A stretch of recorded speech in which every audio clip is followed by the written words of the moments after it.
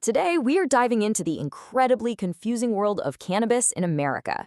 You might think legalization is just this steady march forward, but the reality? It's a messy, complicated tug of war. You've got states, the federal government, and even the courts all pulling in completely opposite directions. So that really brings us to the big question we're tackling today. Is cannabis legalization actually moving forwards, or is it sliding backwards? And the answer, incredibly, is both. Yeah, it's happening at the exact same time. Okay, check this out, because it's the perfect example. On the very same day, lawmakers in Ohio voted to scale back a marijuana law that their own voters had just approved. Meanwhile, the Senate in Massachusetts passed a bill to double the legal possession limit. I mean, it's a perfect snapshot of this national divide. And this gets to our first major point, just how differently this is all playing out state by state.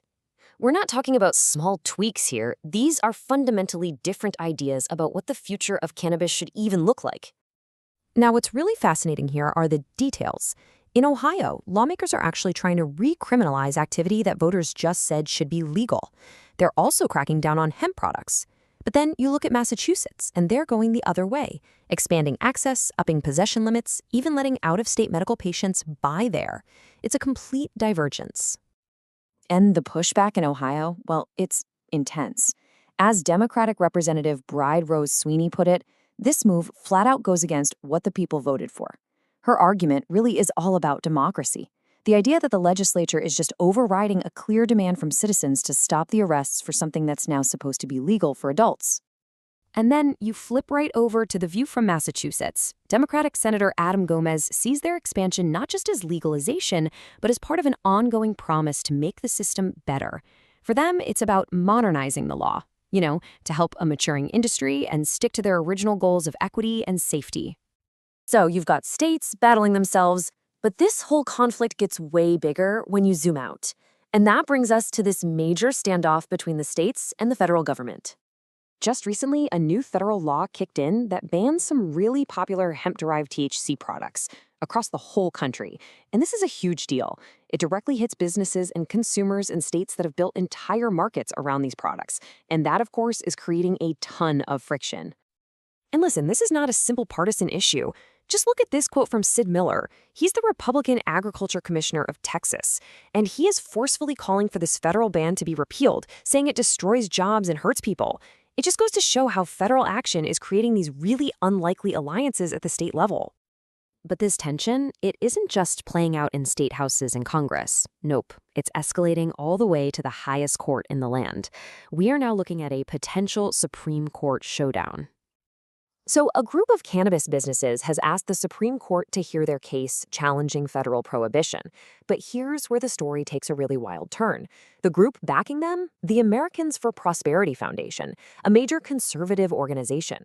This really shows that the fight has become about federal power itself, and that, my friends, makes for some very strange bedfellows. Okay, so to really get their argument, you got to know about something called the Commerce Clause. It's a part of the Constitution that basically lets Congress regulate business that crosses state lines. And for decades, the federal government has used this as the legal justification for all federal drug laws, arguing that even local drug activity can affect the national market. The big precedent here is a 2005 case, Gonzalez v. Reich, where the Supreme Court sided with the feds. But this new case argues that decision was just plain wrong. Their claim is that the federal government has no constitutional power to ban cannabis activity that happens entirely inside one state, following that state's laws. They want to see Reich thrown out completely. And this quote from the Foundation's legal brief, it sums up their whole argument perfectly. They're framing it as a fundamental question of states' rights.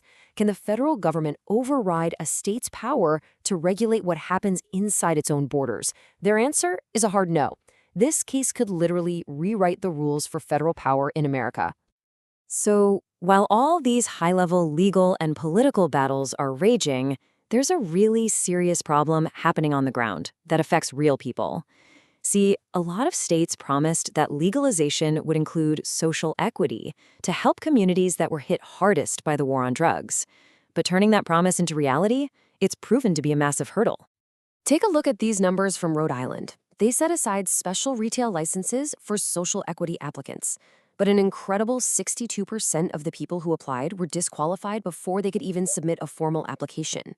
A majority of the people the program was supposed to help were shut out right from the start. So, why? What is going on? Well, here's why it's so tough. To qualify, you have to meet at least one of these 5 very specific criteria: where you live, your personal history, who you hire, your experience, and your income. The problem is, while these all sound like good goals, trying to prove you meet them can be an absolute nightmare. I mean, imagine trying to document a history of promoting economic empowerment if you're just a regular person without a team of lawyers. This web of complicated rules just becomes this huge barrier for the very people it's supposed to support. And get this, the definitions are incredibly precise.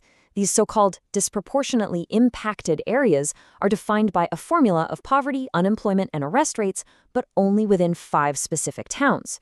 So if you were a victim of the war on drugs but you happen to live 1 street over from the official line, you might not qualify. It just shows how a well-meaning idea like social equity can turn into a bureaucratic maze, leaving tons of deserving people behind. So let's bring it all together. What you end up with is this complete mess of legal uncertainty. You've got states like Ohio pulling back, states like Massachusetts pushing forward, the federal government dropping new bans from above, and the Supreme Court being asked to redraw the lines of power entirely. It's chaotic. And while all of this is going on, what about Congress? Well, there is a bill to federally legalize marijuana in the House. But as you can see, it only has 59 co-sponsors. It's a sign there's some movement, but it's clearly not a huge legislative priority. So the real fights are left to the states and the courts. Which leaves us with the ultimate question, right? In this massive, multi-front tug of war over the future of cannabis, with all these powerful forces pulling in completely different directions, who's actually going to win? And what will the country even look like when the dust finally settles?